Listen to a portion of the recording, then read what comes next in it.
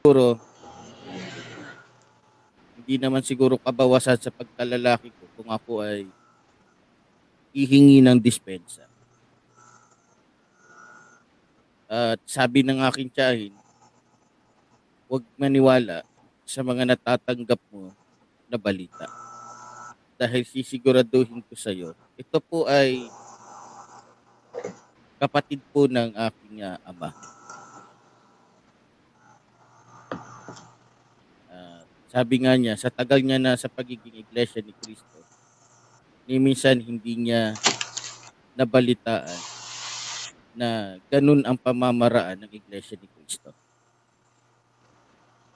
Sapat na daw para makaakay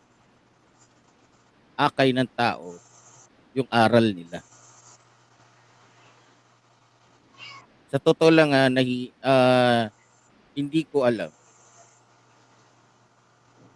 O baka pareho kaming sinasabog ng iglesia ni Cristo at ako.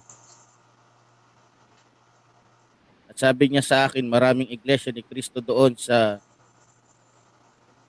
Ipil ang humahanga sa akin.